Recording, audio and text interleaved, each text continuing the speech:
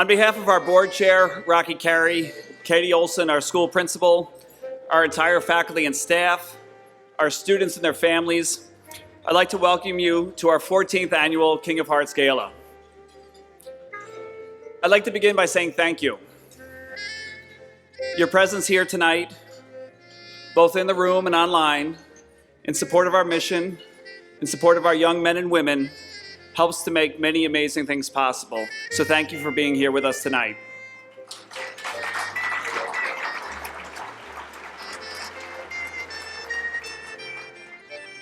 I would especially like to offer my thanks to the wonderful Gala Committee that helps to make this a special event every year.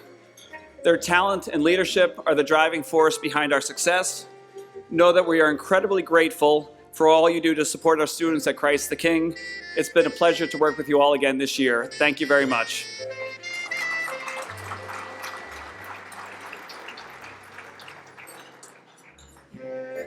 It's going to be okay.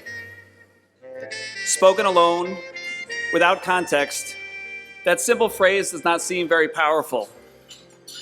Shared with one of our young alumni on a visit to Christ the King this fall, the impact was profound. He was struggling through his freshman year at a local university and having some issues at home. The last couple of years had not been easy. His mom had fallen into a coma before passing away during his senior year at CTK. He was alone, left only with a stepfather with whom he continues to share a difficult relationship.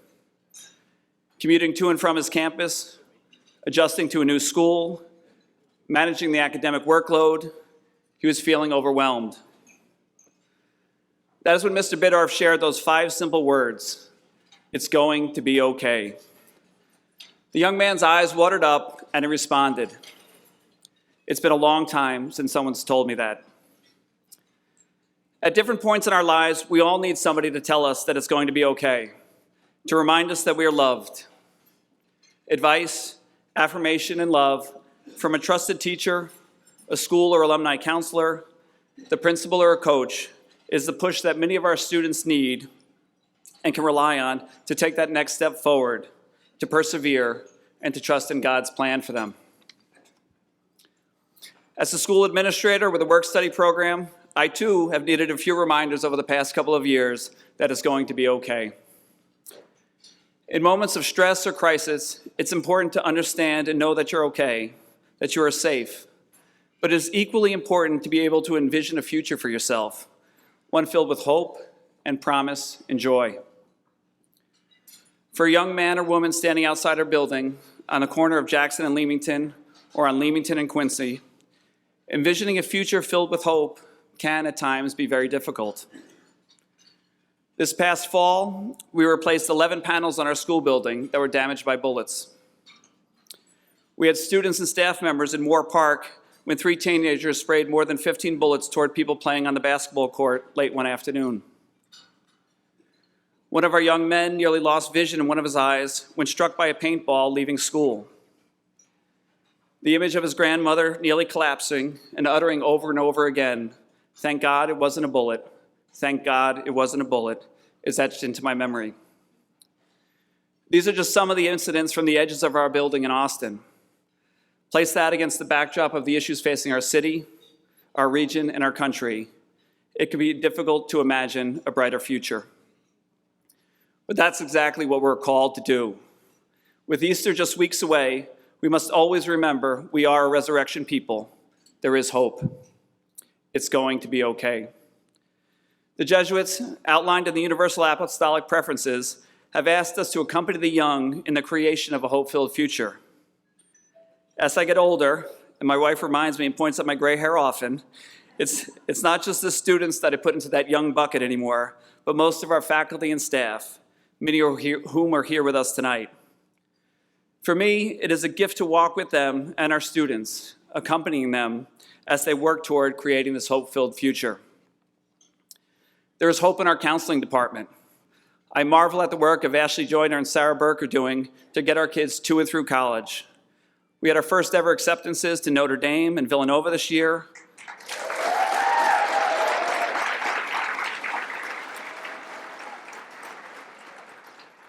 A record number of students accepted to Marquette, accepted. acceptances at University of Wisconsin-Madison, University of Michigan, nobody, and Spelman University.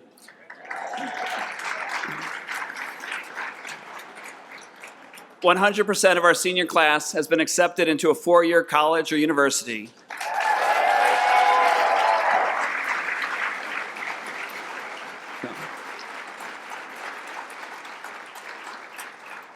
For the 11th consecutive year, 100% of our students have been accepted to college, every student, every year.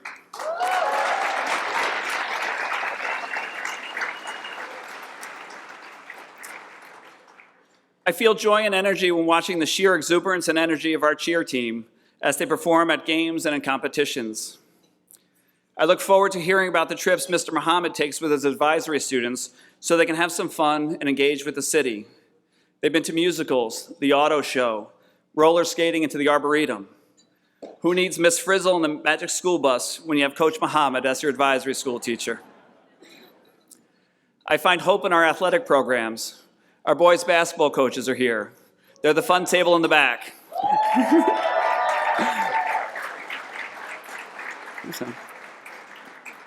They love our students. You can see it in the strength of the relationships that they build with our young men. They're often the first call after a college acceptance, the loss of a parent, or trouble with a girlfriend. They are great mentors and role models.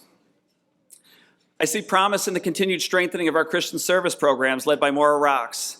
That includes a tutoring program at our next-door neighbor, Chicago Jesuit Academy, and helps our students to live the ethos of being men and women for and with others. I experience joy witnessing the thespian talents of our students as they reenact scenes from Romeo and Juliet in Miss Loy's classroom. I see hope in the vision boards created by students in Miss Bridges' class. They detail the dreams of our students as they plan for their future. There is hope in our future, and there is joy in our future. I have a front row seat in my work at Christ the King, and I'm very excited about the future of our school, our community, and our city. It's going to be okay. On the wall above my desk, I keep a poem titled "A Prayer for Oscar Romero and Other Departed Priests." The penultimate stanza of the poem includes the following lines. "This is what we are about. We plant the seeds that will one day grow. We water seeds already planted, knowing that they hold future promise. We lay foundations that will need further development. We provide the yeast that produces effects far beyond our capabilities.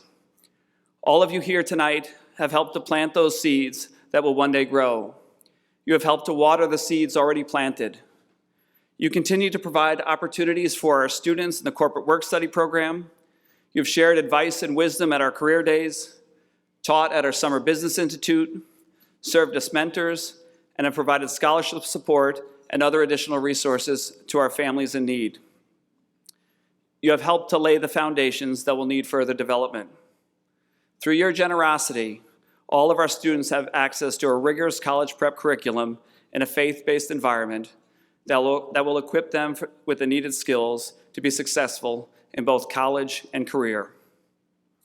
Together with our incredible faculty and staff, I hope that we have provided the spark, the yeast that will continue to ignite the passions of our students and inspire them to embrace future challenges and to achieve great things.